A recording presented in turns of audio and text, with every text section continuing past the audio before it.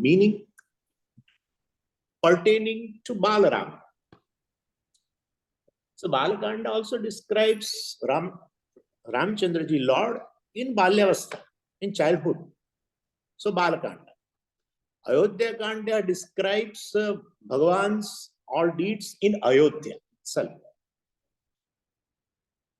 Then Aranya Kanda, Bhagavan's glory, his deeds, his talks, his conversation with the rishis, etc. in Aranya. That's Aranya Kanda. Pertaining to the certain stage of Ishvara as avatar. Particular place, particular time. Then Kishkinda, well, Ishvara's deeds in Kishkinda, met Sugriva, etc. you know. Then Sundarkanda. No specific time, place describing Ishvara's deeds in Sundarkanda. Why it is called Sundarkanda? Aranyakanda because connected to Ishvara, his deeds, etc. in Aranya. Balakanda describes his glory, his deeds, etc., his nature, his form, his leelas, everything in Balyavastha. What is this Sundarkanda? Even Lanka Kanda also, Bhagavan's definitely war with Ravana in Lanka. Uttarakanda describes when Bhagavan returns to Ayodhya and do that Raja Abhishekam, etc. Well, that's Uttarakanda. What is this Sundarkanda? All other 6 kandas talk about Ishvara in particular stage, in a particular place. Sundarkanda is a one kanda only, which is not connected to a particular place and particular time. Still it is Sundaram. Yeah, it's amazing. Because there is a beautiful description of one thing, one sadhanam, one discipline on the part of the jiva in order to gain oneness with the Ishvara. That has been taught. And that's called Sharanagati, surrender. Surrender of whom?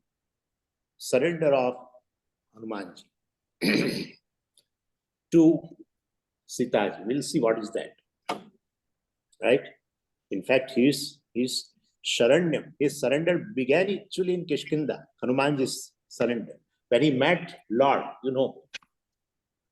But really speaking, his surrender to Shanti, the Sitaji, has come in Sundarkanda.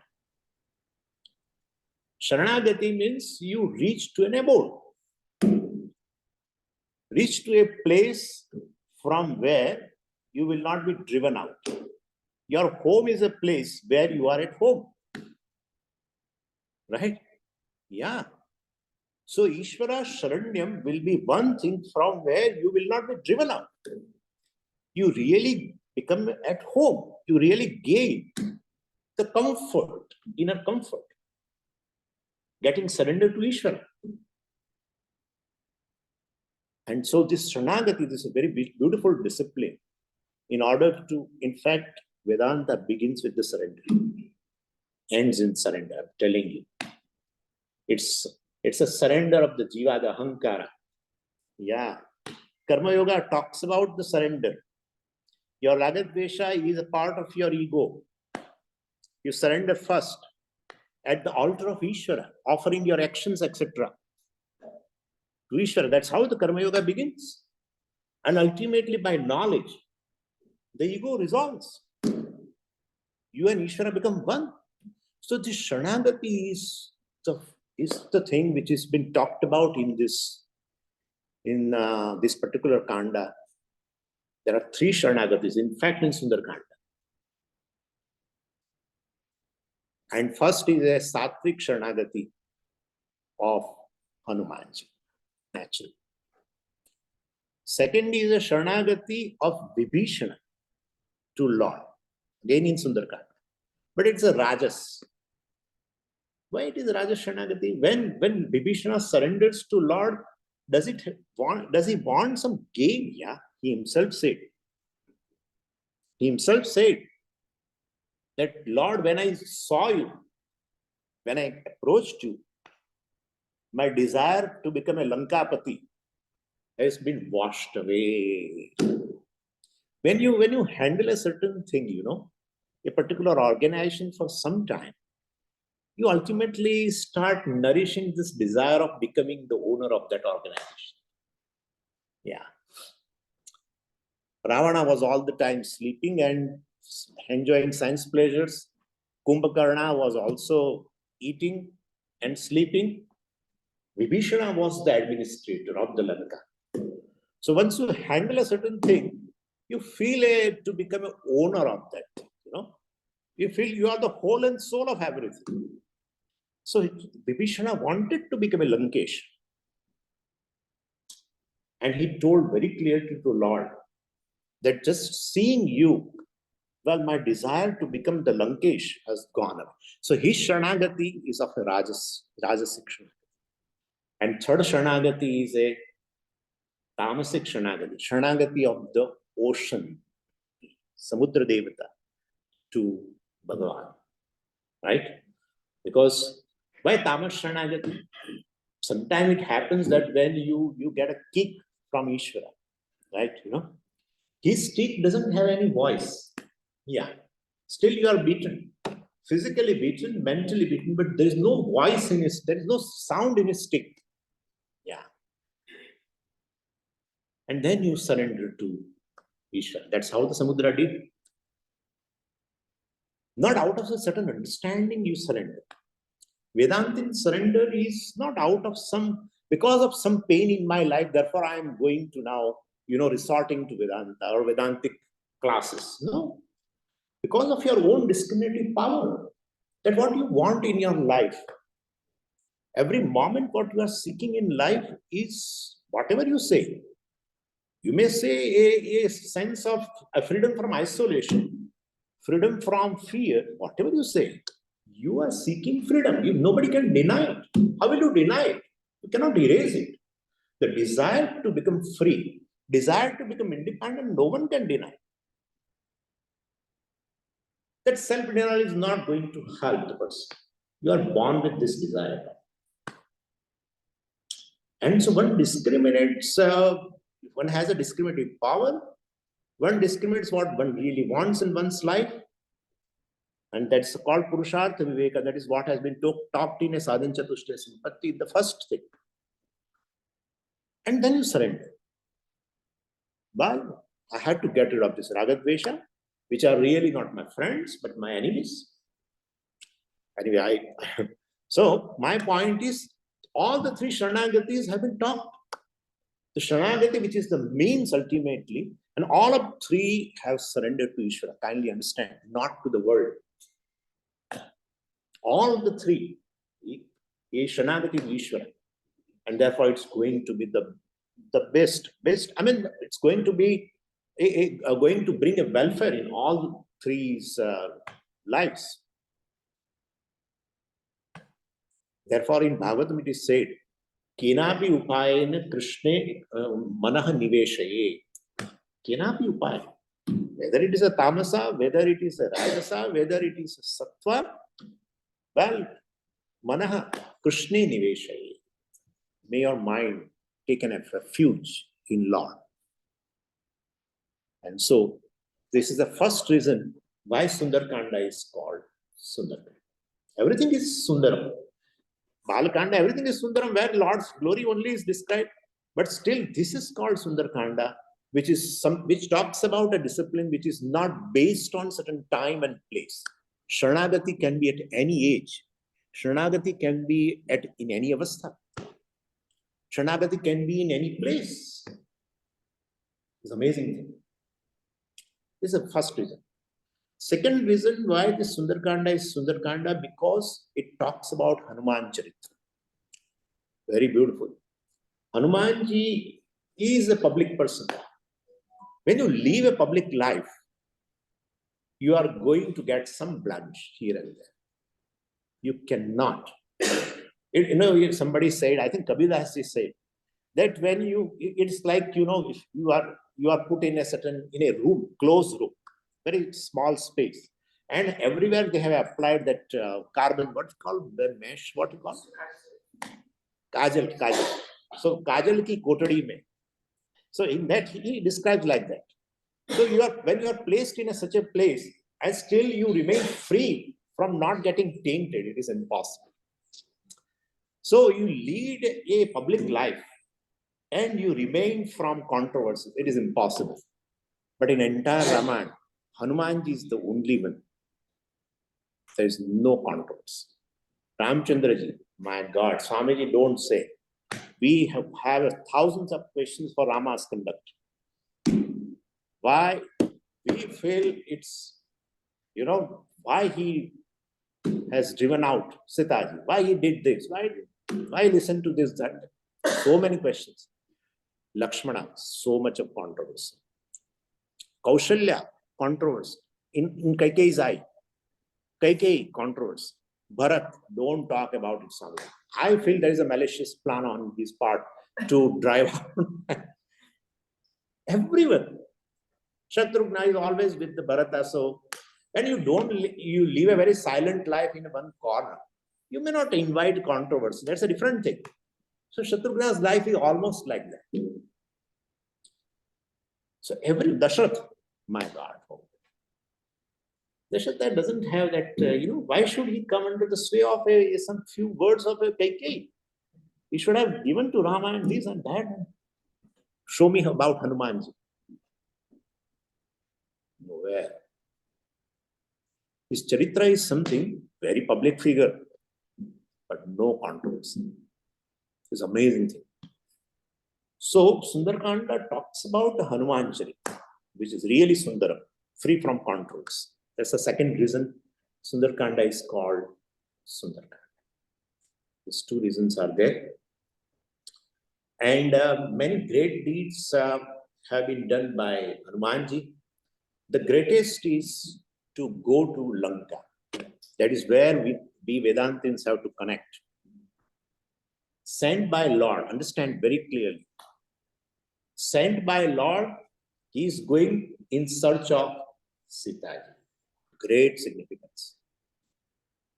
Let me tell you, in the beginning itself, Swamiji, how did you must have thought, no. This has been talked, the spiritual significance of this Ramayana, Ramcharitmanas, has been talked by Tulsidasji himself in Vinay Patrika and Kavitavali. Amazing. From there I have taken. So the journey of Hanumanji crossing over the ocean and going in search of Sitaji. And Sitaji has been narrated by him as Shanti. Even Shankaracharya ji narrates it also. Shanti Videha Suta Sahachari, even that is Sadashiv Brahmendra also. Shanti Videha Suta Sahachari. Daharayodhya Kasha Vihari or something. Shanti Videha Suta. So this Sitaji is narrated as a Shanti. Shanti, you say while you say Sukham, you say Moksha, everything is one and the same. Where there is happiness, there is a peace. Where there is a peace, well, there is a freedom from evil, freedom from calamities, etc. Freedom from samsara. Somebody looks upon Sitaji as a bhakti. Somebody looks upon Sitaji as Adi Shakti. Somebody looks upon as a universal mother. Depending upon one's own requirement. If I'm in need of a love, definitely there is one doesn't gain as much as love as one gains from mother. So one looks upon Sitaji as a universal mother. But anyway, from our perspective, well, it is a journey towards the Shanti. Anyway, and then Goswamiji presents a very ironic picture of the journey of a life, especially of a seeker in Vinay Patrika, taking the incident taking this particular incident of the Sundarkanda, Hanumanji incident, where he's crossing the ocean to reach Lanka, to meet Sitaji. Anyway, and he says, Goswamiji says, this body is a carriage, and the jiva is sitting inside, and body is a carriage, and definitely the jiva is on the pilgrimage journey, and carriage is of course very old, and well, any moment it may break, and jiva is sitting inside. The carriage has been taken by kahar, in Hindi they call, or the lifters, carriage lifters. They carry this carriage. The jiva is seated inside. And well, then if it is very old, why it should not be replaced? It cannot be replaced. I cannot replace this carriage. Even though it is very old, if I'm trying to get up also, there will be a noise in my everywhere. Old carriage means it's a noise. Even a door is very old. If you try to open or close, it will make a noise. Wherever the joints, all make a noise. So even though it is very old, I cannot replace it. Why? Because it has been given by Karamchand, he says. You know Karamchand? Yeah. Ishvara, who is a Karmaphala Data. So it's called Karamchand. So he has given this, all is his description. So he has given this carriage for a specific purpose, to gain Shanti in life, etc. And that he has given is based on my previous karmas, which has fructified. Till all fructification is over, the carriage is going to be there. Anyway, and okay, who are the lifters of this carriage? Generally, you know, when they carry, well, a person in a carriage, there will be two people. One on the front, one is in the back. And they walk very harmoniously. So the jiva does not get any jerk. Or sometimes there are four, two ahead and two on the back side. But they walk very, very harmoniously. But here in this carriage, well, there are 11 lifters. And each one is pulling the carriage. One is pulling this side, other is pulling that side, third is pulling other side. All for sense organs, mind, organs of action. All these 11 kahars, all 11 lifters pull this carriage. This link here and came. there. So I opened it on this and it asked for a passcode. And then I opened it on this and it's working. So then it's right here. I don't know what. ये था ना link. इसके बाद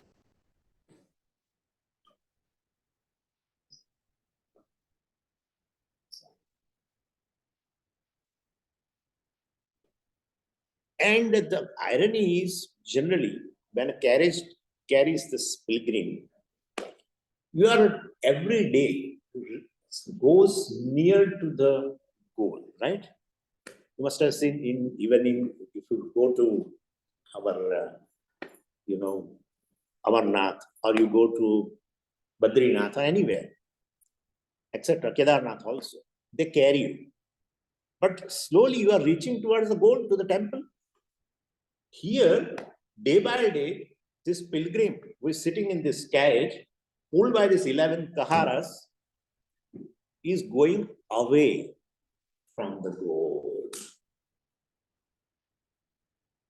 Then the jiva pilgrim should tell these lifters to behave properly.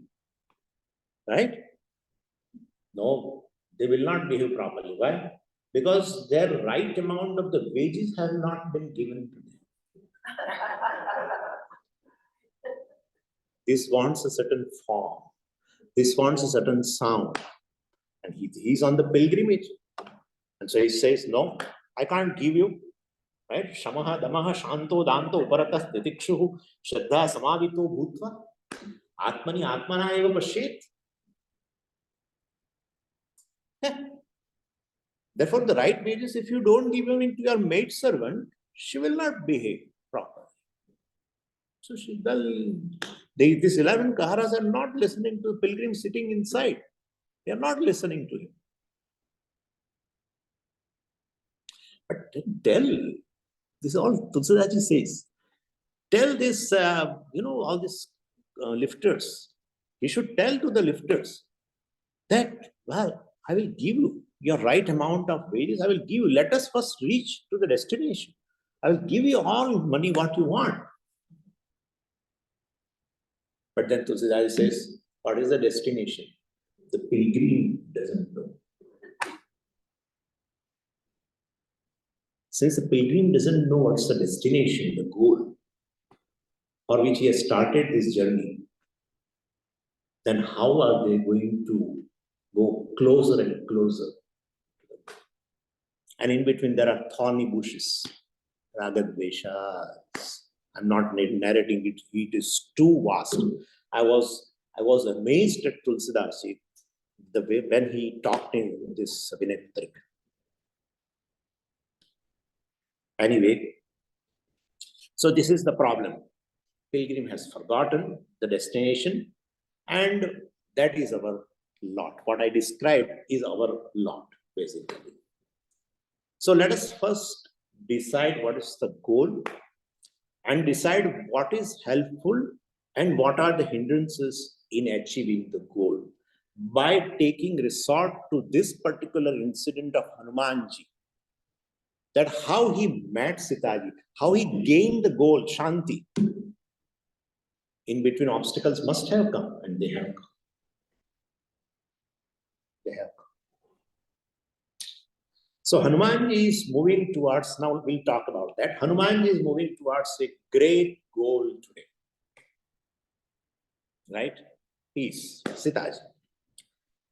So although he had many companions with him in beginning, but basically overcoming the hardships of the path, he finally comes to the shore of the ocean. And when you come to the shore of the ocean, you don't know how to cross the ocean. That's what happened. All were there together. Many hardships, of course, even in the forest, etc. But all crossed. Sent by Lord. Please understand this very well.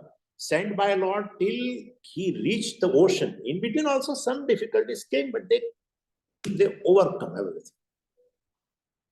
And when he and Neel and Jamvant and Angad and all that, they came to the shore of the ocean, then everyone felt we cannot cross this. Except Hanumanji.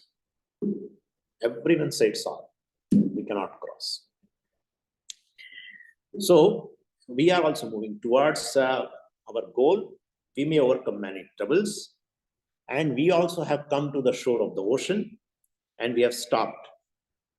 No one can basically venture to cross the ocean. So all this, very wise and very powerful people, Jamvant and all, very, very wise and powerful. But no one is able to cross this ocean. What is that ocean? Which even this powerful people is not able to cross. Tulsidaji says, Dehatma. This Dehatma Buddhi. I am the body and body is I. It's very difficult to cross. One is not able to gain peace, freedom. Whatever you say, freedom from samsara, freedom from fear, freedom from loneliness, freedom from the sense of rejection, one is not able to gain because one is identified with this ocean. One is identified with this deha. This is something which is difficult to cross. Anyway, until one crosses the ocean, one cannot gain Sitaji, peace. So symbolically, you can see now, symbolically Sitaji also has been narrated as a Vaidehi. She's a daughter of a Videha. Videha means one which is free from the embodiment. She's a daughter of that. We feel that, well, Videha, Janaka and Sunaina, right? She's a daughter of that. They may have some physical relation. No, no. Therefore, if Videha gives rise to something, well, definitely she also, if I'm embodied, I will give a birth to some body. But when I am without body, then in that case, this Vaidehi also is free from the body. So one gains a peace or a sitaji if you cross this ocean of Dehatma Buddhi. Very wonderful. Well, and this peace, etc., is a nature of Atma. I will show you how. We say Paramatma or Atma is a whole, undivided whole. Shanti also is an undivided whole. Shanti is not divided. See how? Because peace does not have any parts, etc. Well, you say, may there be peace in my mind and not in my family members. No. May there be peace in my family, but not in my neighbor. No. May there be peace in my state, but not in the country. No. May there be peace in my country, rest everywhere, either it is Ukraine or anywhere else, let there be a Shanti. No. When you see that, when you hear that, Shanti goes in. So you want Shanti everywhere. That's how you say Shanti, Shanti, Shanti. Shanti has no division. In fact, when you see others in Shanti or in happiness, you also gain peace or happiness. Shanti is undivided. Shanti is basic. That's how we have even Suktam also in a Veda, which talks about Shanti. Apaha Shanti, this Shanti, this Shanti, this Shanti, that Shanti. All the elements are Shanti, Shanti, Shanti. So Shanti is the nature of self. Paramatma, undivided. These are all few things, my addition. Okay? because Tulsidas has not gone to a great extent in Vedanta, but he generally gave the significance, but we can understand that this is what he wants to convey. So peace is an undivided thing. If you divide it by the body, etc., by making it confined to the body, and then making it confined to the house and family, etc., well, means if you give importance to the identity, to the body, then definitely you are creating a boundary, and then undoubtedly you are inviting Ashanti. So anyway, so we believe that our own happiness, etc., does not require the happiness of others. We should be happy at the cost of others, suppose. Well, and sometimes we feel like that also, but ultimately it results into misery. And in this context, Ravana's character is very, very interesting. When Hanumanji went to Lanka, then he went to Ashokvatika, and then inspired by the Ravana, Akshay Kumar, his son, came, and Hanumanji killed him, right? So he came to fight with Hanumanji, and then Hanumanji killed him. But the way Hanumanji killed Akshay Kumara is very important. Yeah. So when you visit a temple of a Hanumanji, you will always find him with a mace in his hand. But in Ramcharitmanas, nowhere the mace has been given to Hanumanji in the hands of Hanumanji. Nowhere. So then, definitely the purpose is when you go to the temple, you want to worship or meditate on Hanumanji for a specific purpose. Nasai roga, haresava pira, japat nirantara, Hanumanta Veera. You go to temple because you want to get rid of the fear, you want to get rid of certain obstacles, you want to get rid of a disease. And well, so seeing that mace in the Hanumanji's hand, the disease runs away, the obstacles run away, the fear runs away. So there it is fine. But in Ramcharitmanas, no weapon, specific weapon has been given in the hands of Hanumanji. Why? And yet he fought and killed also. Well, so in war, now let's talk about that war. In war, on one side, there is a Ramchandraji and Lakshman with the knowledge of divine weapons. On the other side, there are demons, right? With all divine weapons. Then there are vanaras. I would not say monkeys. Vanaras are vanaras. Ultimately, whether it is a Valmiki Ramayanam or whether it is a Ramcharitmanas, it talks about that all were before Lord came down to Kavatara.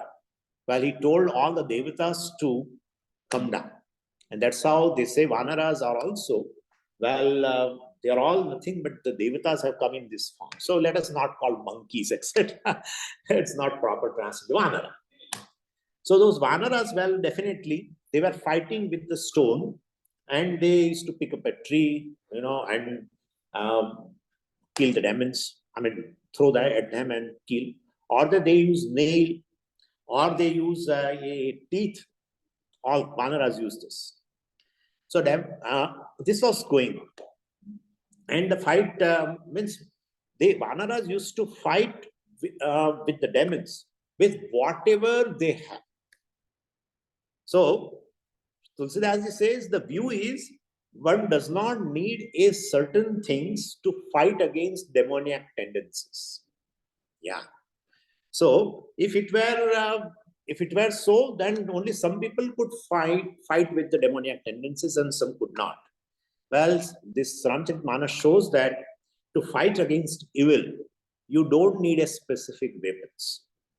Yeah. So Bhakti Shastra says very beautifully, one can attain divinity, means one can fight demoniac tendencies and attain divinity with the thing what one has. So if you have a certain reasoning capacity, well, you can reason out that I should manifest a divinity in myself because that is the goal of life, etc. Or, well, one has a power to act with a certain healthy attitude. Well, you can use it.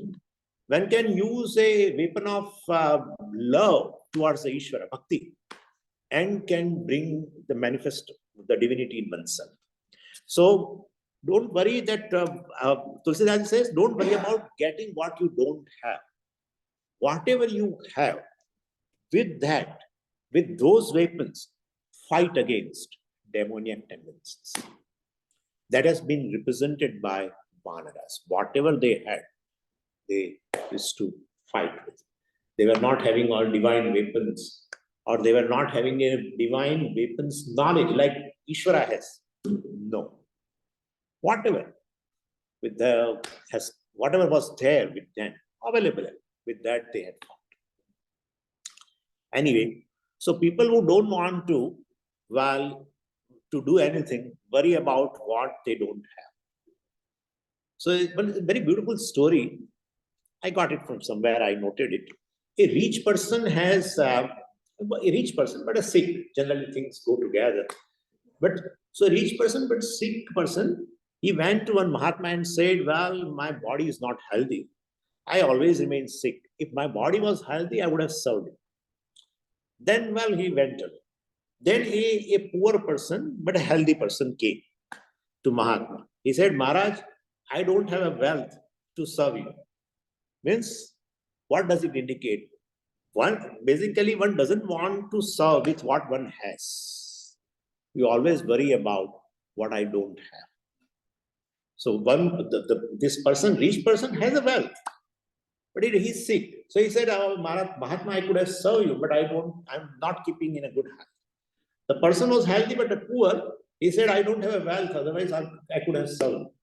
Means people really don't want to, people always worry about what they don't have.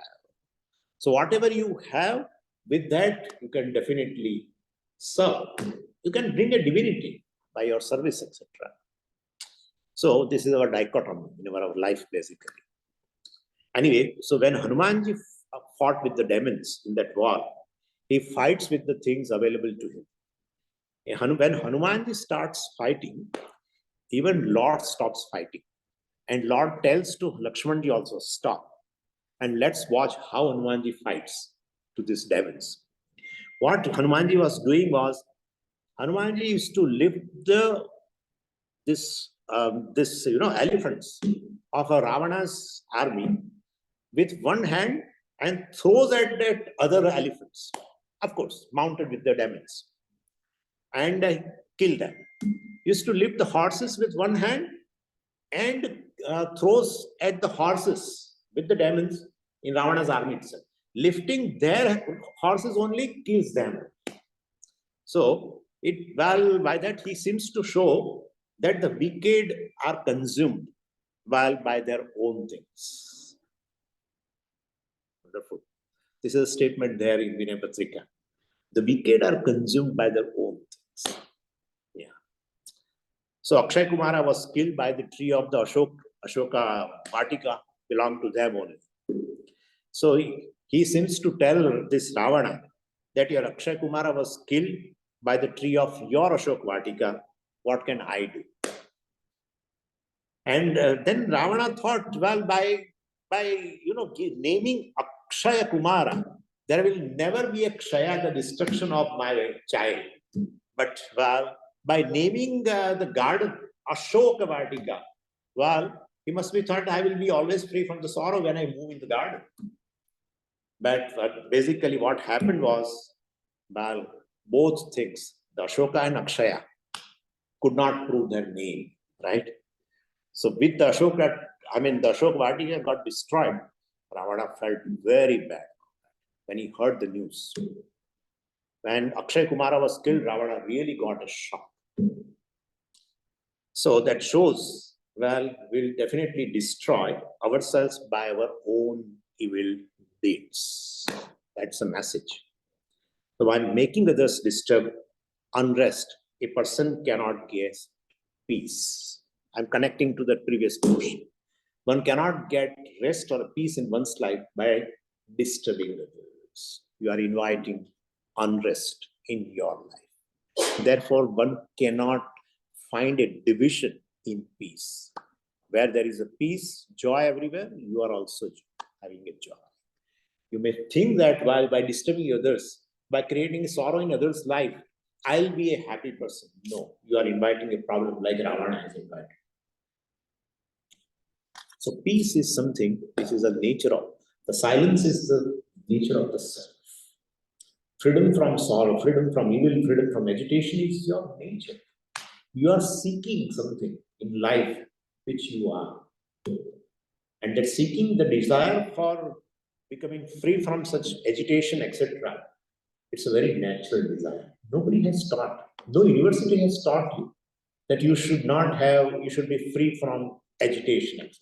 No, you are born with this desire. Natural desire should have a solution.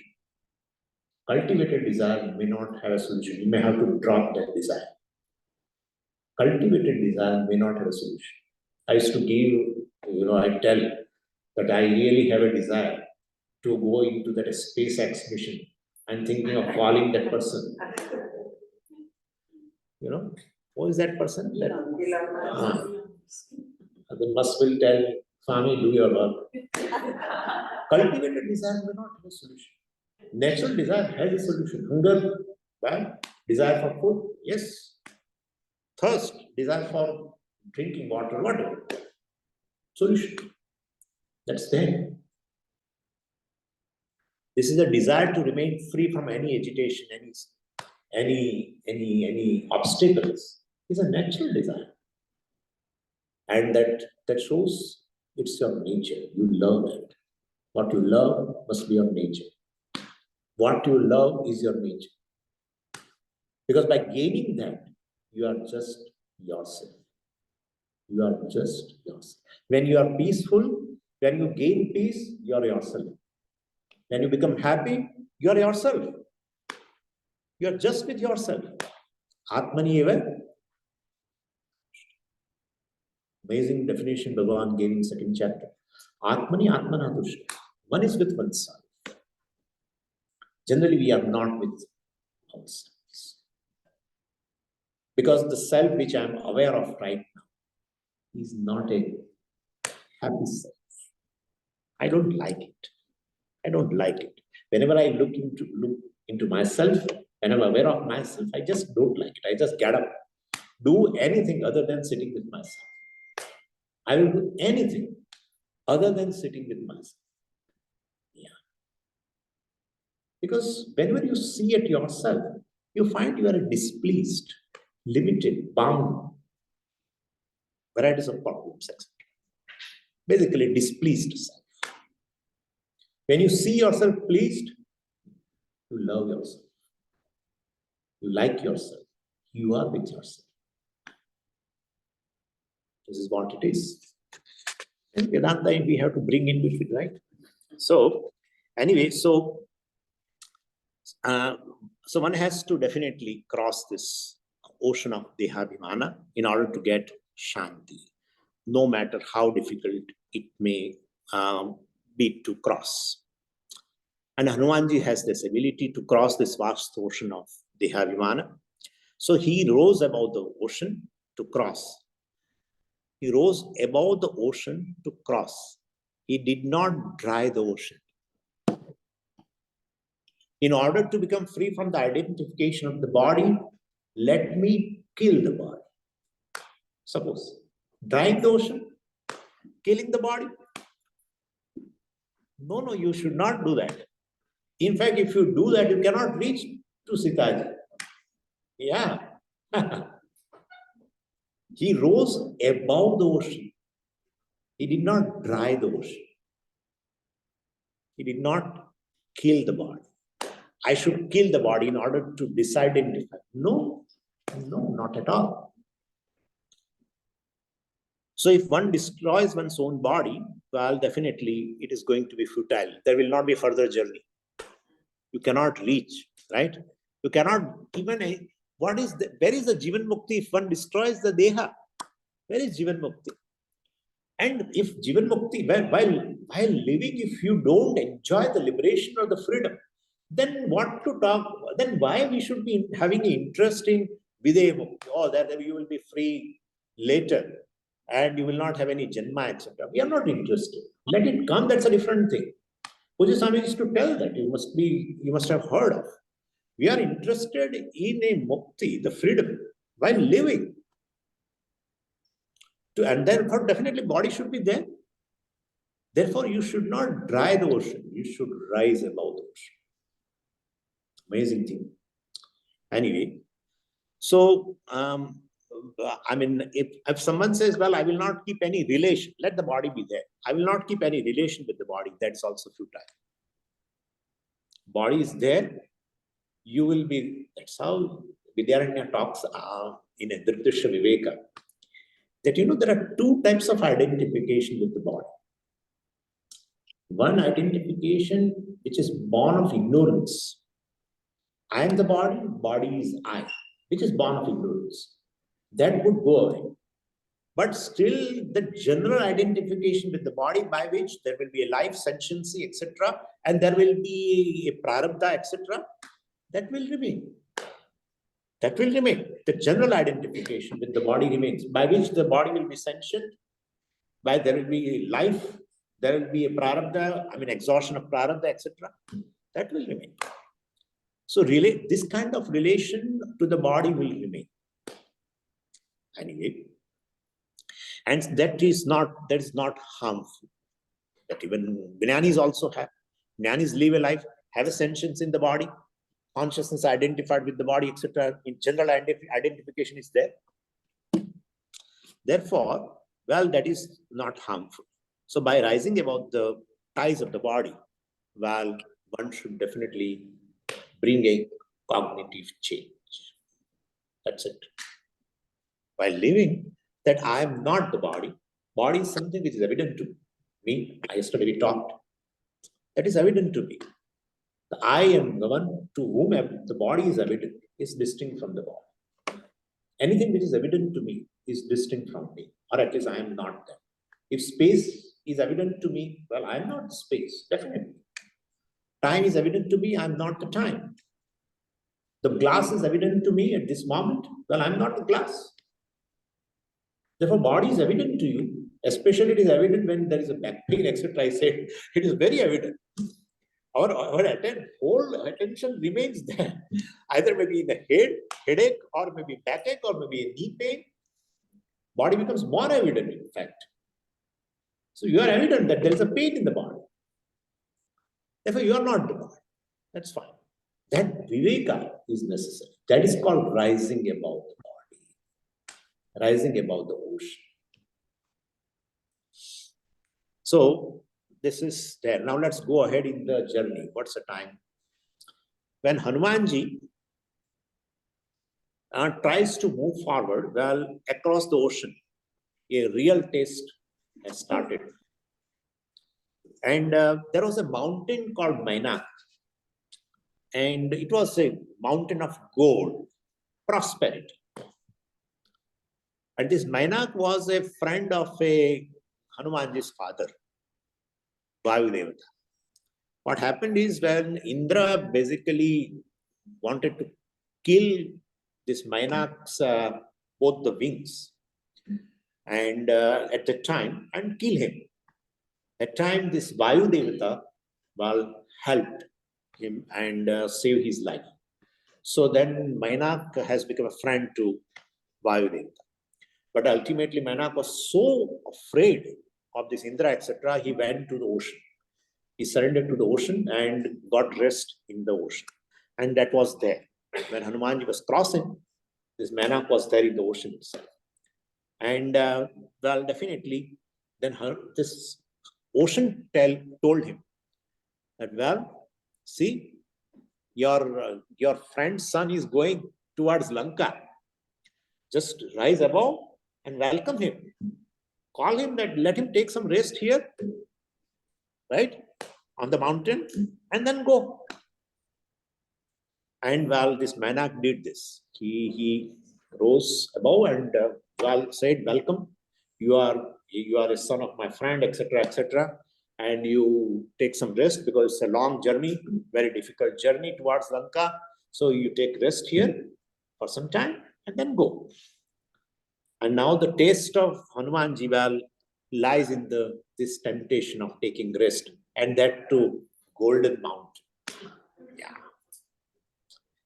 So what in a seeker's life, the first thing comes is this temptations. Temptations for material benefits. Temptations for gold means temptations for prosperity. Temptations for material prosperity. Certain material achievements one may gain, and one definitely will get trapped into those things. So when a person moves towards a higher goal, then any temptation of gain will stand in front of him, like Mainak. And person's remains there. Or then the other problem comes, like problem of a fear. That is also going to come, sursa. And then problem of a jealousy, that is our simika. All these are narrated. But anyway, the first in front of Hanumanji right now, first comes is the greed. That is how, in a lakshana of a Jnani, you see how, I don't know, what a vision Tulsidas ji has. We feel this Ramcharitmanas talks about all this imaginary story. This is, I would like to tell one thing here. Whatever happened in the history in Mahabharata, or insofar as the Rama was born, etc., that history, who knows? And suppose it is there with a certain proof, we can say that such thing happened. But this is a real history. The Simhika is there right now. The Mainak is there right now. Am I right? The fear, etc., is there. Sursa is there right now. I am also moving towards the Sitaji, Moksha, Shanti. And in my way, all these are there. Who can deny it? So it is even a greater history. Ramcharitmanas, what it describes is a greater history than the history of the Mahabharata or the history of even the Ramayana also. Something amazing. You would never get an insight if you don't see this Vinay Patrika, etc. You never get an insight. Thanks to Tulsidas ji, who wrote even the spiritual significance, etc., of the whole thing. Anyway, so if in front of me, well, not just even a mountain of gold, I tell you, even a little bit gold comes, well, then also we stop. You know, nothing is to be done now. We have gained whatever we have gained. Let us rest now. That's it. No further journey to Shanti, Sitaji. So, and one may gain even material prosperity, even not by right means, even by wrong means. One gains, person stops, doesn't move forward. So, well, Hanumanji also should say, well, that is fine, nice, thank you. Oh yeah, you are my father's friend, and definitely the way I respect my father, I should respect you, and therefore I cannot deny your offer. You are inviting me to take a rest, and I should really take your request into consideration, and therefore I should really rest it. Over. Hanumanji would come under the sway of temptation. But no, that's how we are discussing Hanumanji. And well, so it's a taste for the person. So when enemy blocks our way, we fight back. But certain time hindrances come from our close person, out of affection. And we definitely succumb to that and even get tempted also. Especially when a young person comes to satsang, etc., you know, he decides to move on this spiritual path, his own close relatives and family members would put a hindrance. Menak also is close, right? Father's friend. Yeah. Doesn't allow to move forward towards Sitaji. Why should you are so young. Why should you attend all this kind of Swamis? Don't be in chakkar. Swami's chakkar. Yeah. This is not your age. Earn money, enjoy your life. When you become old, you go. This thing happens. So we feel hindrances means the people who are enemy put the hindrances. No, our own people can put hindrances. Tempt you in various ways. And you come under this way of this temptation. So Menak did not obstruct Hanumanji's journey, but he wanted to give him rest. And anyway, most of the people who come to this mountain, prosperity mountain, well, they stop, indulge into many attractions and forget the goal. First obstacle. Then there are some other people who pretend to be having a dispassion. And they hit the hindrances very hard. That's another obstacle. So either they fall into temptation and forget the goal, or show off one's ego as a dispassionate person by hitting hard the hindrance, by kicking the prosperity. We feel, what a great thing. He kicked the prosperity. He threw away the money. He threw away this. That's equally a bigger obstacle.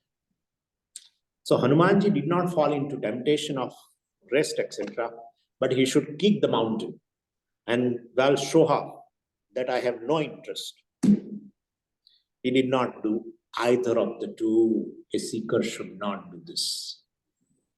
There should be a balance between these two in seeker's life. Neither the touch of the grid nor display of dispassion. There is a story, very beautiful story. A very rich king, this also I got it from some source. A rich king invited a Mahatma to his court. And when Mahatma came, definitely he put a very beautiful, carpet, very beautiful, royal carpet, because he was invited in a royal court. So, well, and as the Mahatma entered, he understood that it's a very beautiful, very, very precious carpet. So he stumped with his feet the carpet. He knocked with his feet, etc. He felt that king is showing me his ego, his richness. Right? Now, you may have also observed some people show their richness. When they wear a certain diamond rings and they keep doing like this. Or they wear a certain type of necklace and they purposely keep it in such a way that the necklace will be seen. People do that. So Mahatma felt that this king is showing me his richness by putting this precious carpet, etc. So he knocked it. And well, of course, when he came very near to the throne, when the king made him sit respectfully on the throne, then Mahatma sat and said to the king, well, ask a question if you have any. The king asked, well, why did you knock this while walking on my carpet? So it must have, hurt your feet, etc. Well, I believe that whenever king said, well, I believe that whenever Mahatma does something, well, there is some secret behind every action of the Mahatma. So please let me know. I want to know, why did you knock this on my carpet? So Mahatma said, when I saw your carpet, I also saw your pride about your richness. Well, then king was very politely, he said, Maharaj, well, you are breaking my ego, of course, but with your ego of dispassion. Yeah. So you broke my ego with your ego, but that ego is still retained. You are showing purposely that I am not interested in all these things. And therefore you hit hard a certain prosperity, whatever. Hanumanji did not do either.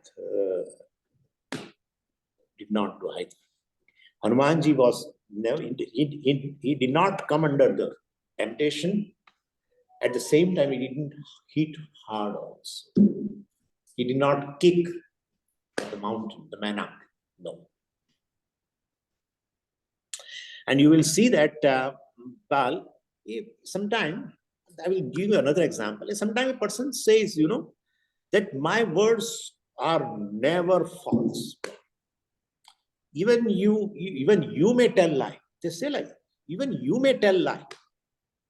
But I will never speak any lie. And people call such person as a Satyavadi, right? Satyavadi. But really speaking, he is a Ahamvadi. Because you negate others' truth. And how can you negate other person that you may say lie, but I never lie? That shows not a Satyavadi, but it's the ego of speaking truth, that I am a very truthful person, etc. So anyway, true victory over ego can be achieved by absence of pride. And this is the element in Hanumanji's character.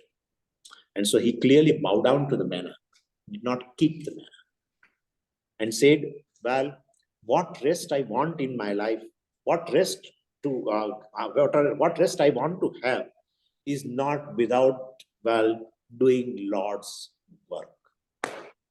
Lord has sent every one of us to meet Sitaji, right? Shanti. For that, the body has been given. So we have to finish that work. We should not come under the sway of this temptation.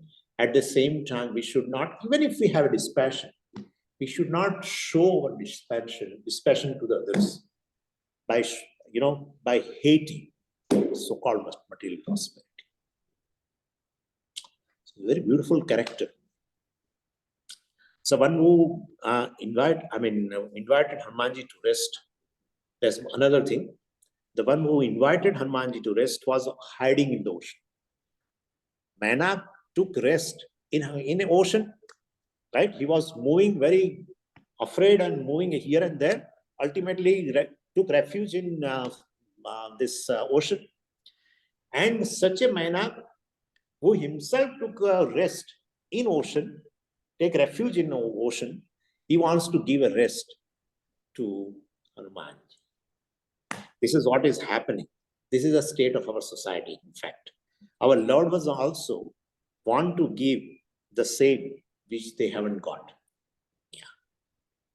That's how it is happening. I want to give a security to you. but they themselves are insecure. I want to make your life comfortable. That's fine. There's nothing wrong. I want to make your life comfortable. Well, they themselves have not got inner comfort yet. Yeah. This is the society. So Hanumanji crossed, anyway, the grid of gold. But when he went ahead, then another obstacle called fear. I'm going to cut it down and talk to you. Another obstacle called fear, the source of fear called Sursa came. And then further Simhika, while jealousy, etc. appeared. Sursa was sent by the Devatas, and Simhika and Lankini was sent by Ravana on the path of Hanumanji towards the Sitaji. And why Devatas sent this Surasa? Well, Devatas had a doubt that how can a single person can cross over this vast ocean and reach Sitaji? They had a doubt. And can person come back without getting tainted, scratched? Going to Lanka and he remains free from the scratch because it's all demons. And that too where Ravana is there and all his powerful army, etc. is there. How a single person can go to Lanka and come back without any hurt, etc. It's impossible.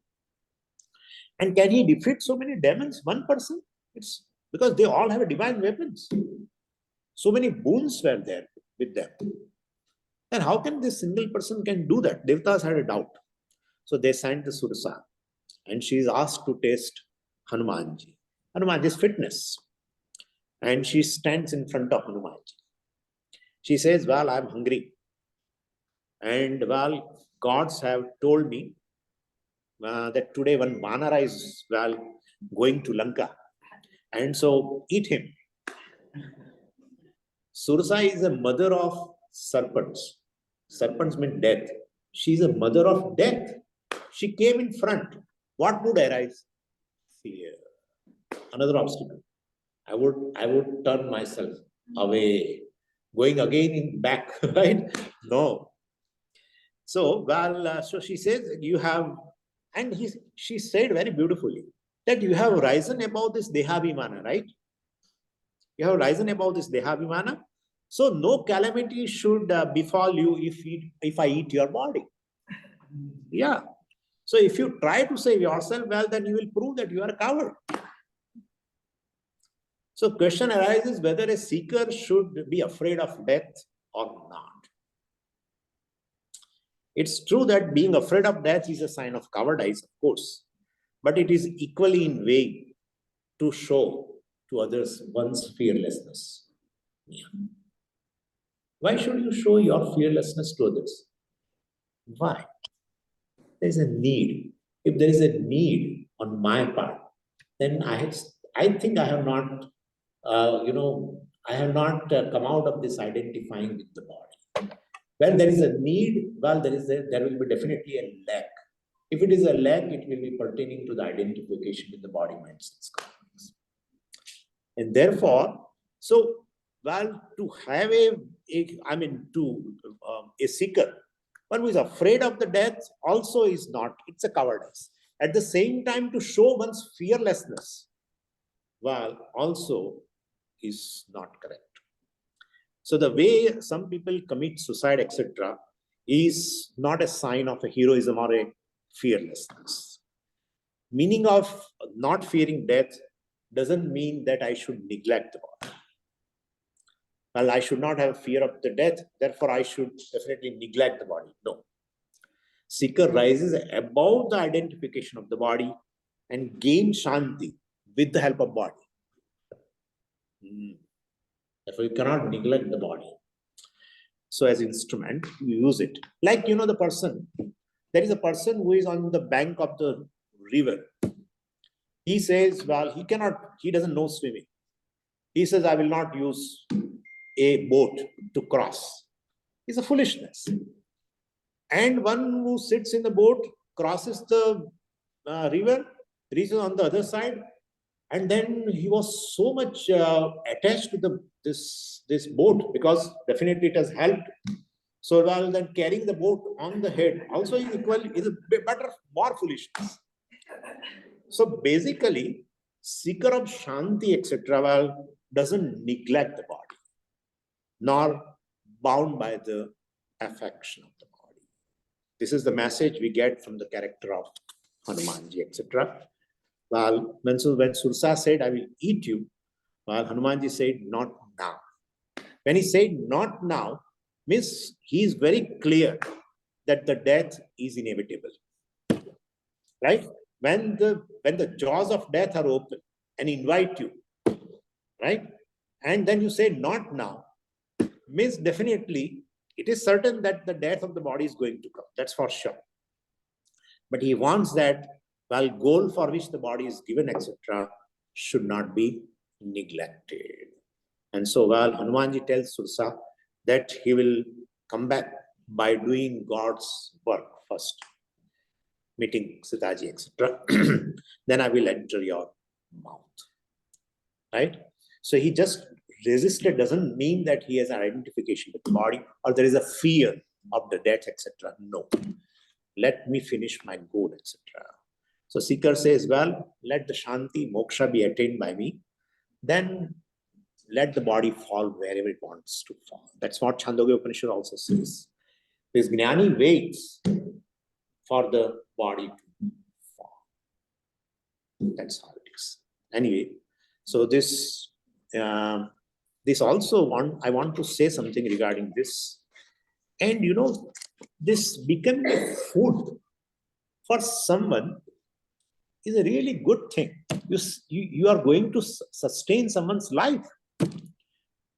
But that good thing, what certain time a good activity consumes you totally. Our own good activities sometimes consume. People are so much, that's how many people say, attending all these classes, etc., is okay. Do something for society. Do something for society. And when you start doing something, you are consumed in that, forgetting the goal. Therefore, this activity, I mean, if Sursa eats away, she was very hungry. When you become a food for someone's life to be sustained, it's wonderful. Looks very good.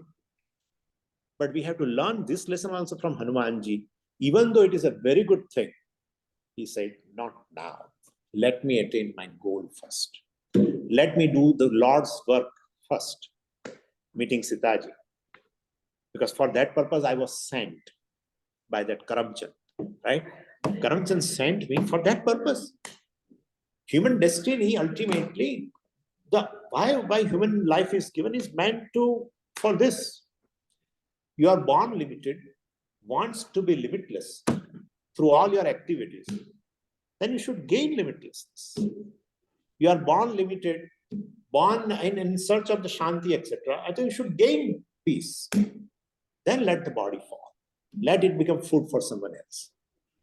Especially, let it become food for the Lord of Death. Yeah. And therefore, this is another lesson we have to learn. And many more things are there, but I'm not able to do. Even the Smhika, etc., well, who catches the shadow, and then you, and the shadow, I mean, the body of that Jiva falls into the ocean and he eats away. Wonderful. Simika stands for jealous. And Rahu is a son of a Simika. Rahu is a Matsarya. From generally jealousy, a competitiveness is born. Very beautiful, but I'm not able to because it's quite long. And then Lanki, but he crossed all. He crossed this jealousy, he crossed greed, he crossed fear, and met Sitaji. Shanti. Vitaraga Bhayakrodha. Stitadihi. Become free from raga, bhaya, everything. Overcome all obstacles, gain Shanti. Om Purnamada Purnamidam Purnat Purnamudachyate Purnasya Purnamadaya Purnameva Vashishyate Om Shanti Shanti Shanti Harihi Om Shri Gurubhyo Namaha Harihi Om.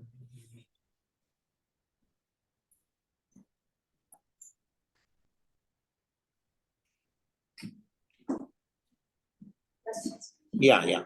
Just Questions, questions so people can hear when they ask. Oh, I did not record it. So you recorded, fine. You please send me. I forgot to put it. Questions? Any questions? Yeah.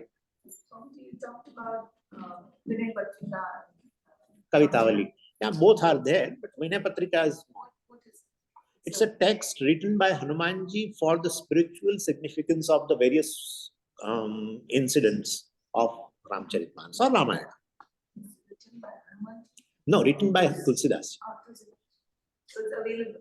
It's available. Vinay Patrika, I think Gita Press also is published.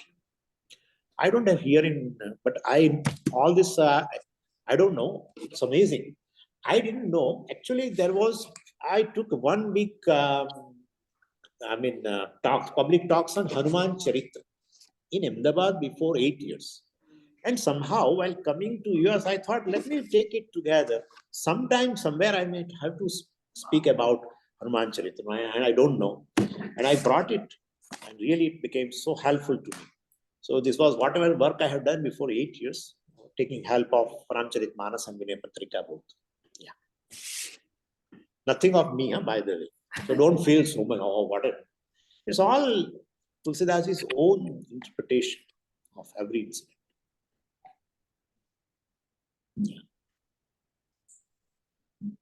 Yeah. Any question? Yeah. The Hanumanji king Chiranjeevi, right? Yeah. Tulsidas, I'm sure also mentions it, right? Yeah, absolutely. So is it supposed to be taken just to be symbolic, or is it a reality? Are there stories of regarding spiritual significance? Yeah. The question is, one friend has asked this question, that Hanumanji is a Chiranjeevi, whether we have to take any spiritual significance of it, or we'll take it as it is, like that. This thing is true as it is. We need not have to interpret it spiritually, etc. That's a question. And my answer is, well, we'll take it as it is, because I did not find any reference in Vinay Patrika regarding this Chiranjeeviness of Hanumanji, etc. So we'll take it as it is. That there are 7, Saptaite Chirajivinaha. So Krupacharya and this Vibhishana and this our Hanumanji and Vyasacharyaji, etc. Ashwathama, Bali, our Ashwathama, Balir Vyasaha, Hanuman, etc. All these are some 7 Chiranjeevis are there. So we'll take it as it is. I mean, we don't interpret in terms of any spiritual significance. No. They say Hanumanji stays in Chitrakoot, Madhya Pradesh. He stays generally there, but wherever there is a Ram Katha, he comes and listens. He sits on the backside and just listens like that. They say like that. And we believe. That's fine. Because even if Ramchandra, Tulsidas says he is Chiranjeevi, then a lot of things that he said proves to be true in our own life, right? What Ramcharitmanas says proves true to be in our life. Then also we believe that when he says that he is a Chiranjeevi, well, he's a Chiranjeevi. Take it as it is. So on the same line, he's also considered a brahmachari. Hanumanji is considered brahmachari also. That's another question. Yeah. So what's his spiritual significance? He was a brahmachari. That's it, we should say. Need not, because you see what happens is ultimately to gain shanti, etc. In our, let us say, spiritually, to gain a peace or to gain a moksha, etc. It's not that a particular ashrama only helps, right? Grihasthas also, many Grihastha jnanis are there. In fact, majority is a Grihastha jnanis. Sannyasis are here and there. And those sannyasis could be directly from brahmacharya ashrama or could be from Grihastha ashrama, we don't know. But if you see that Vamsha Brahmanam in a Brihadaranyaka Upanishad, where there is a lineage of the teacher-student, in teacher-student lineage, most of them are Grihasthas. So therefore, Grihasthas gain knowledge. Also, Bhagavan in Bhagavad Gita talks about a characteristic of a Grihastha jnani. Brahmarpanam, Brahmahavihi, Brahmagno, Brahmanahutam, Brahmaiva tena gantavyam, Brahma karma samadhina. This Grihastha jnani is performing a ritual. He is performing a ritual, but he sees himself as a Brahman, What he offers, he sees that as a Brahman. Where he offered the Agni, etc., the fire also he sees as a Brahman. Everything he looks at as a Brahman. He looks everything as a Brahman. So that is a Grihastha Jnani. Naturally, sannyasi doesn't perform ritual, you know very well. He has given up the Agni. So Grihastha Jnani's characteristic also has been shown. Therefore, brahmacharis only gain the shanti, sitaji, or moksha, etc. They cannot. But he was a brahmachari. That's it. And it could be some spiritual significance, but I'm not aware of. Honestly, I'm not aware of that, how to interpret spiritually, etc. One thing is there. Brahmacharyam is actually, brahmacharyam means basically, you are free from indulgence, actually. At any level, at a sensory level, you are free from indulgence. That's it. That's called brahmacharya. Another meaning of brahmacharya is brahmani charati, iti brahmachari. Brahman, the meaning of Brahman is Veda. There are 4 meanings of word Brahman. One meaning of Brahma is the Brahmin, which Yamadharmaraja uses. But Brahman, for Brahmana, I mean by caste or by guna, whatever. So he uses that word. Yasya brahmacha kshatram cha ube bhavata odanaha, etc. etc. Kshatram means kshatriya, Brahma means Brahmana, etc. So one meaning is that. But Brahman means Brahmaji. Brahmaji. But Brahman means our Satchidananda, our Brahman. And what Brahman means Veda. Bhagavan uses in 3rd chapter, in Karma Yoga. Bhagavan uses the word Brahman for Veda. So Brahmani Charati means one who commits oneself for the Vedic studies. One who is committed to study. Student life is Brahmachari. Right? So that way you can say he was a great Jnani. My God. It is said, there is one name in 108 names of Hanumanji, I think, is Navavyakran Panditaya Namaha. Navavyakran Panditaya. He was knowing 9 systems of grammar. We don't know even one system called Paninian system. If you start studying, our head spins, Navavyakran Panditaya Namaha. Knowing 9 systems, and they were existent. Panini himself mentions the other systems of grammar before he made the sutras to explain the language. There are other systems. So he mentions the names of those acharyas, grammarians, even in the sutra itself. So they were there, and he was knowing everything. So a great scholar. Hanumanji was a great scholar. So while he committed his life for studies and etc., we can say that way. But otherwise, the meaning of brahmachari in a larger sense is freedom from indulgence. That should be there. That is said in the Sthita Prajna section itself. When Sthita Prajna section is a section where 2 main things are discussed. One is a characteristic of the wise person, so that you can recognize him. And so if you want to become a Sthita Prajna naturally, then you should have those characteristics. So Bhagavan did give a description. Prajahati yada kaman sarvan partha manogatan atmani atmana tushtaha, etc. Sthita Prajnas tadochyate, etc. Then first 2-3 verses. And the last 2 verses, Apuryamana Machala Pratishtham, Samudramapa, Pravishanti Tadat, etc., etc., also shows a characteristic of a wise person. But then in between the verses, talks about how to become a wise person. What are the disciplines required to gain an abidance in this knowledge? If you want to own up this knowledge, what are the disciplines required? There, Bhagavan mentions Damaha. Well, first, sense control. Second, Shamaha. Third, Nirighyasa. Only 3 are mentioned. So even if you have a knowledge, but if you don't feel that knowledge has not benefited in your life, well, perhaps you may be very, very extrovert. Dhyayato vishayan pumsaha sangasteshu pujayate sangat sanjayate kamaha kamat krodho vijayate krodhat bhavati sammohaha sammohat smriti vipramaha smriti bhramshat buddhinashaha buddhinashat pranashyati. Has begun with dhyayato vishayan pumsaha. He is constantly meditating on objects, pleasure, inviting all problems. Knowledge will remain on one side. If you start doing this, well, whatever you have also will go away. Therefore, such a brahmacharya is required. That's how he gained Shanti in moksha. We have to say that. We can interpret it. This is my interpretation, okay? I didn't see in Vinay Patrika, but we can take it that way. Because Bhagavan could have mentioned anything, but he mentioned only two things: Shamaha, Dhamma. Mental discipline, focusing capacity, and sensory discipline. So indulgence is not good. Yes. In the Valmiki Ramayana, I found that Hanumanji is shown a bit more vulnerable, more human-like at some points, you know. If I will go through that. I am not aware of, but I will go through that. Few things I know about the differences between them, but this thing I have not noticed yet. And frankly speaking, I have not read the Valmiki Ramayana completely. It's 24,000 verses. Here and there I have referred while making the notes of this. I just referred it and found certain differences.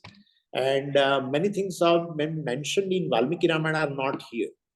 And like that. Like even our Aditya Hridayam, etc., which is there in Valmiki Ramayana, is not there here. That incident is not there. Even the Swayamvara, etc., which is mentioned here very well, you know, and all the everything beautiful mandapam was there, and this is decorated, and all kings were there, and they were, you know, one by one appeared there, and to all this is not there in Valmiki Ramayana. So like that. But yes, so far as the history is concerned, well, so far as the versions of the Ramayanas are concerned, Valmiki Ramayana stands first. That's accepted by even historians also. And that is Valmiki Ramayana has been written when Rama was there. In fact, Valmiki met him. Ultimately, Sitaji was brought here from Ayodhya to Valmiki's ashram, where Lavakush then afterwards grew also for some time. So Valmiki met him. So it's a Treta Yuga, you know. Anyway, and even if historians say, well, we don't believe all this, but yet they say out of many versions of Ramayana, many. In Oriya it is there, in Bengali, in Gujarati, in Kannada, everywhere.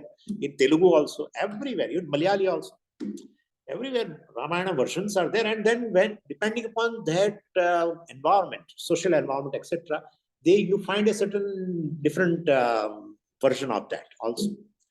So out of many versions, well, ultimately the Moola Grantha is Valmiki Ramayana. That's true. Ramcharitmanas has been written just 500 years ago by Tulsidas. Yeah. Because some people say that the kind of Valmiki Ramayana was added after, and that there were only 5, and that Sita was No. just imaginary stories. Yeah. So yeah, the question was the Uttarkanda was added later. It's addendum. I mean, that's a belief, etc. But no, that's not true.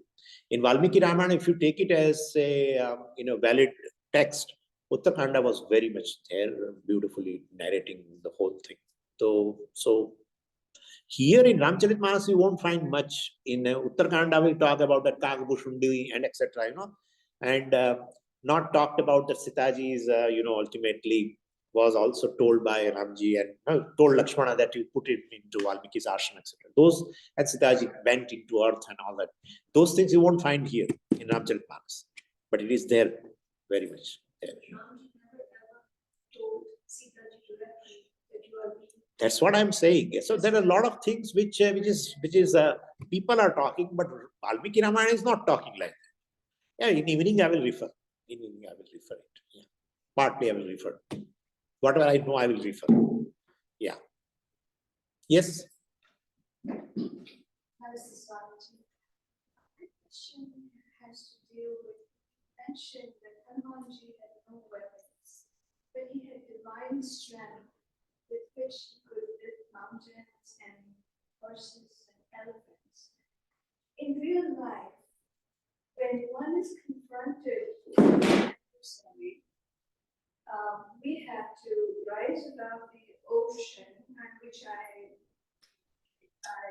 you're speaking metaphorically, and try kindness and love to neutralize any negative sentiment. If these things don't work, what would be the next step? Would you surrender or would you walk away, or is there another way?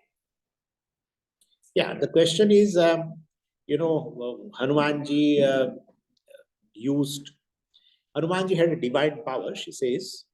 Hanumanji had a divine power, and also I narrated that he lifted, elephants of the Ravana's army and threw at other elephants of the Ravana's army and killed them along with the demons, etc.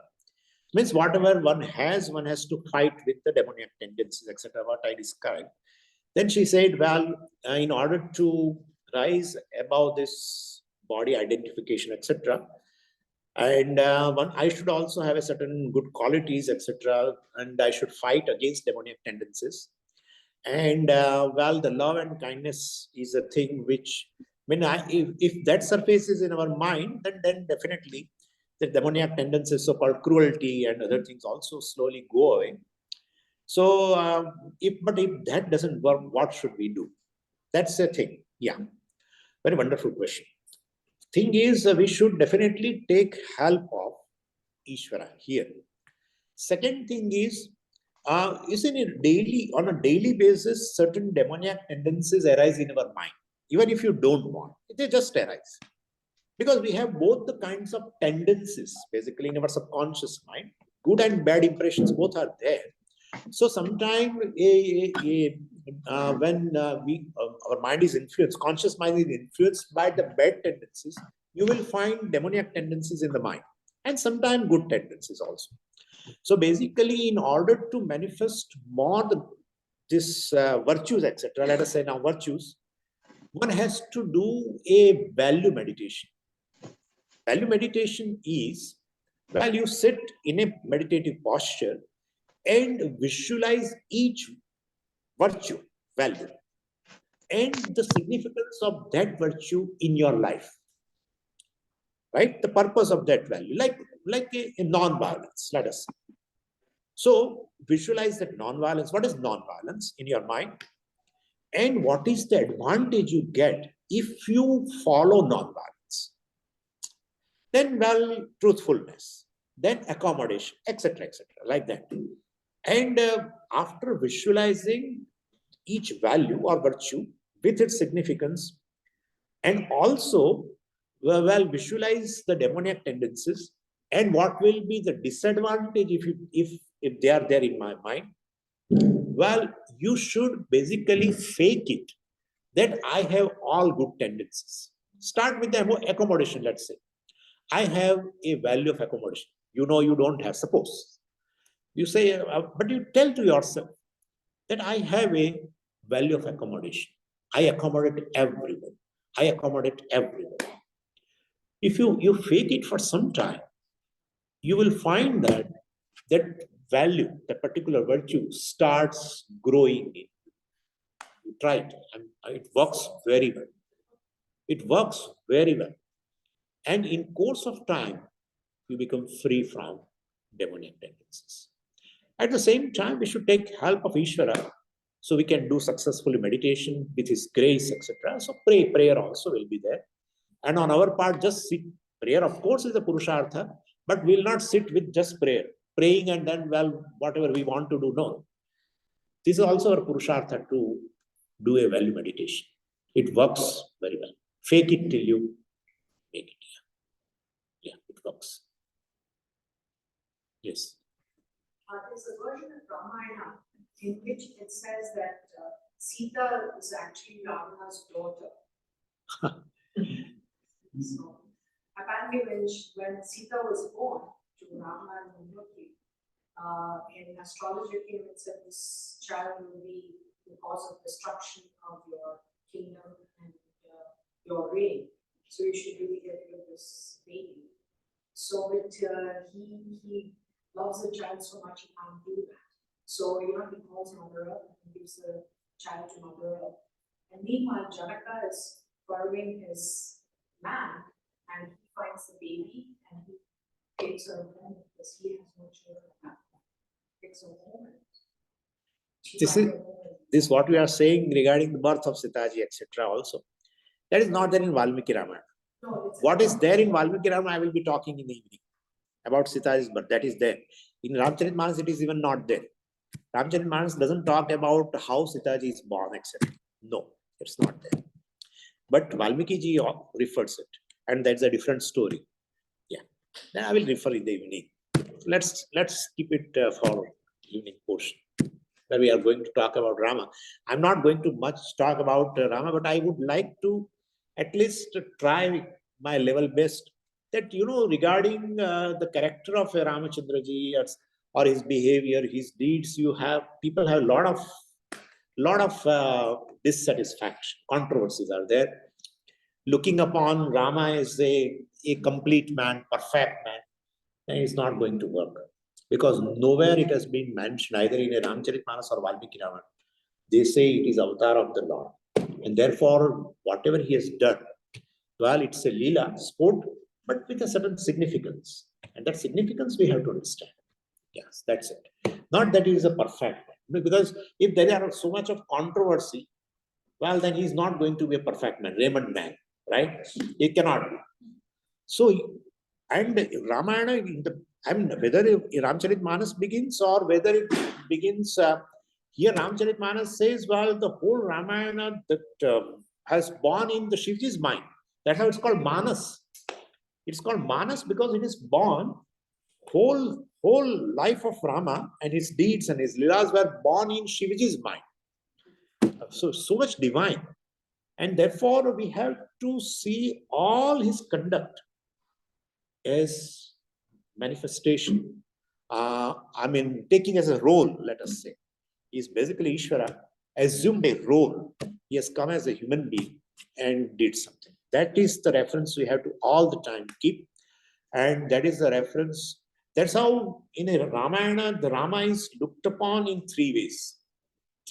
Like Kaushalya and Dasharatha, etc., looked upon him as a child, which they can fondle with, and Ravana looked upon him as a human being. Yeah, Ravana has not looked upon him as a Ishvara. And Ishvara, respectfully obeyed it. Because Ravana's boon ultimately was like this, that no one can kill other than the human being. And he thought this human being cannot do anything to me. So Bhagavan came as a human being and remained in disguise. You can understand, well, in a Krishna avatar, you will find his divinity all the time manifest. Starting from the birth itself, his divinity manifest. In Ramchandraji's life, you won't find that divinity he manifests. Well, I am a Ishvara, etc. Because he wants to respect Rama. Amazing. I will talk to that in case if I find time, I will talk. But my point is, when you find many versions, etc., just go by, just refer Valmiki Ramayana. That's the first Ramayana. Later versions came with a certain influence by social, environment, etc. And therefore, there is a lot of difference between the Ramcharitmanas and even in Valmiki Ramayana also. So, if you find something, verify it, whether this has happened or not. Well, we should go back to the Valmiki Ramayana. That's a Ramayana. That's a history. That's a history. Later came for some other benefit. Tulsidas ji, did it for certain other benefit because we were having so much oppression from the Mughals, etc., 500 years ago.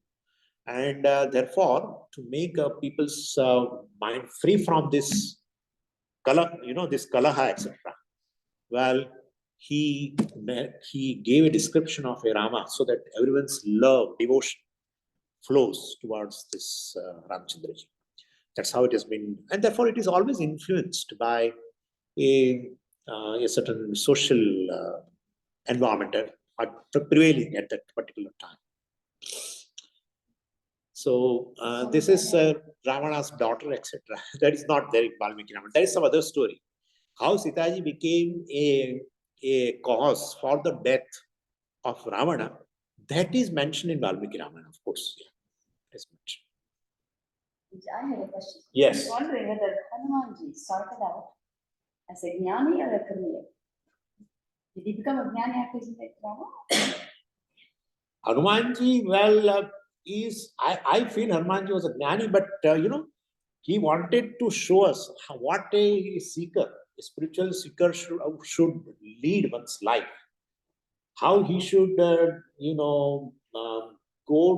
complete his journey till one gains Sitaji, Shanti, etc.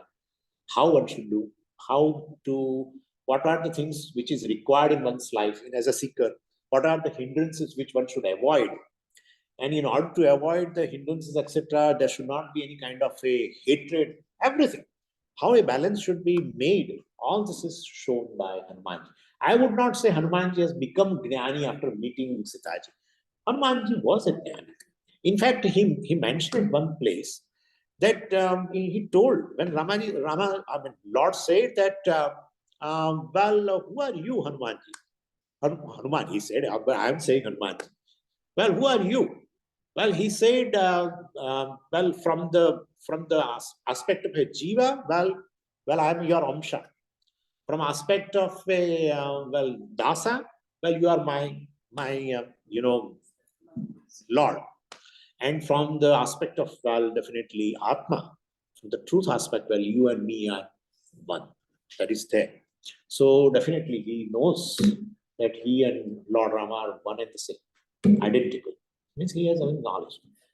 But ultimately, sometimes person becomes a nimitta. Like Arjuna also became a nimitta. Of course, Arjuna was not a jnani, but Arjuna became a nimitta for Bhagavan to give the whole teaching. And that's how we get a guidance. So Arjuna has, that's how Bhashyakara says in introduction Bhashyam of Bhagavad Gita, that Arjuna nimitti kritya. Well, Arjuna was made as a nimitta for bringing out the teaching to gain moksha. And what are the other things required to gain moksha, karma yoga, etc. also has been taught. Values have been taught. Everything. So I would say Hanumanji has become jnani meeting Sitaji, etc. He was a jnani. But this whole thing is to give a lesson to us. That's how Hanuman Charitra is really a wonderful thing. We learn a lesson from his character. That's only bhakti and devotion is a part of it. Part of it. Definitely part of it. See, the devotion also is nothing but a love. So love towards any higher principle is called devotion. Even that's how love towards your love towards your own country is not a simple love. We use word bhakti, desha bhakti. We say that. Even matru bhakti, pitru bhakti. And so they are higher principle, parents are higher principle. So we never say matru prem, matru bhakti, pitru bhakti. So a love towards, of course, love backed by shraddha also, naturally. So this love, shraddha and respect, when all three together for any higher principle, is called devotion. So for Ishvara also, the love towards Ishvara, shraddha in Ishvara, a certain respect also is there. For higher principle, naturally invite respect from you. And so that becomes a devotion. And we see devotion in Hanumanji's case, right? Forget about this part, but then you see in Kishkinda Kand, etc., when he met, and then you see his devotion for Lord. If you see the samvada between the conversation between Lord and Hanumanji when they met for the first time, it's amazing conversation. Showing how a devotee is. Yes. You mentioned Sharanagati. Yeah. So does Sharanagati happen because of knowledge, or does it happen after you have? No, Sharanagati happens because you have a certain knowledge. Knowledge of what is the goal of life. Goal of life is Ishvara, ultimately. Paramatma or Atma, same thing. If goal is Ishvara, well, definitely then you commit yourself for gaining that goal. And definitely when Ishvara is a goal in your life, then this ahankara, etc., well, has to be surrendered to Ishvara. So the first level of a surrender is through karma yoga, where definitely all the raga dvesha is also part of the ego, ahankara only, will be surrendered, taking all to Ishvara. So you offer your actions, and whatever the situations you gain in your life, you see Ishvara's hand as a karma phala data. So that's the first level of surrender. And then second level of surrender is, because now you have gained a certain sattva in your mind, free from raga dvesha. So you gain knowledge, sattva sanjayate jnana. So you gain knowledge, and then you find this ahankara is mithya. What is there is just Ishvara. That's how Puja Swamiji always say, what is Ishvara. The body, Ishvara. The mind, Ishvara. The thought, Ishvara. The memory, Ishvara. Everything is Ishvara. The subtle body is Ishvara. The gross body is Ishvara. Karana Sharira is Ishvara. Everything is Ishvara. Ultimately. So then if everything is Ishvara, where are you? Could you follow? So with the knowledge, ultimately, it is a surrender. Total surrender is understanding ahankara is mithya. So two level of surrenders. Initially through karma yoga, etc. Of course, there is altar of Ishvara, and then later in knowledge, the identity between the two. Sir, one simple question. So we're learning so much, not just a story, by reading this text. So where do we classify it? Is it itihasa? Is it Yes. history? No, it is Ityasa. Ramayana is Ityasa, definitely. Whatever has been written in Valmiki Ramayana, we'll take it as Ityasa. Equally like a Mahabharata. The question was this, whether we should take this Ramayana as we have to understand through the spiritual significance. That is way only we should take. We should take it as a mythology, or we should take it as a history. Well, I said we should take it as a history. And there are enough evidences we have got now. Supreme Court has ruled that yes, Rama was born in Ayodhya, etc., etc. And then it's a history.